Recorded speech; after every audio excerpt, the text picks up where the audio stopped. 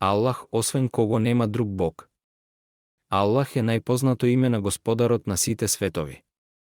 Луѓето кои потекнуваат од различни сфери на интереси знаат и свесни се дека Аллах е име со кое е задолжено човештвото, джинните и сето она што постои.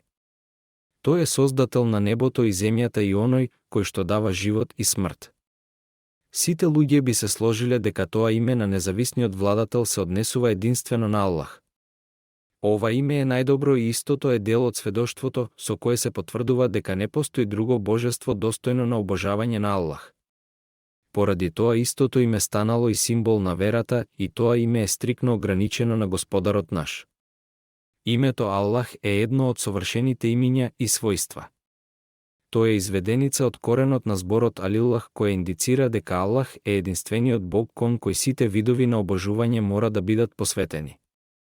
Ибн Мензур вели: Алилах, Аллах секоја работа која што е обожувана покрај него ја направил божество за оние кои ја обожуваат.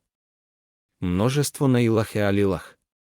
Идолите се Алилах затоа што се верувало дека треба да бидат обожувани. Поради тоа Ибн Атир вели дека Аллах е изведеница од зборот Алилах.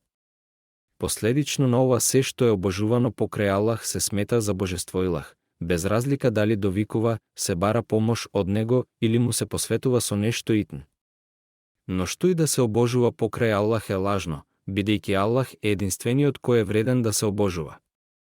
Твојот Илах е само еден Илах, Аллах, ла Илах е Иллахуве. Не постои некој кој има право да биде обожуван освен него, милостивиот, сомилосен, Куран 2, 163.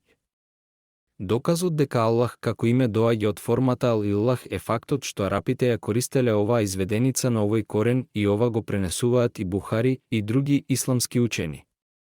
Во минатото луѓето обожувале, а и се уште го обожуваат сонцето, месечината, идолите, огинот, звездите, дрвата, камењата и други предмети кои не се вредни на обожувањето. Тие не поседуваат атрибути кои можат да ги квалифицираат за да бидат обожувани или единствени во нивното дело на креација или постоење.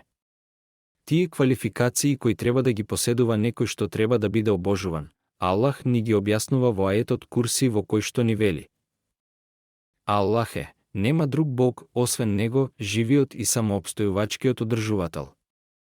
Него обзема ни дремка ни сон. Негово е тоа што е на небесата и на земјата. Кој може кај него да се зазема освен со негова дозвола? Тој знае што било пред и што ќе биде после нив, и тие не можат да опфатат од неговото знаење, освен колку што тој сака. Неговиот Курси ги опфаќа и небесата и земјата, и нему е тешко да ги одржува. Тој е Севишниот, величествениот. Куран 2, 255.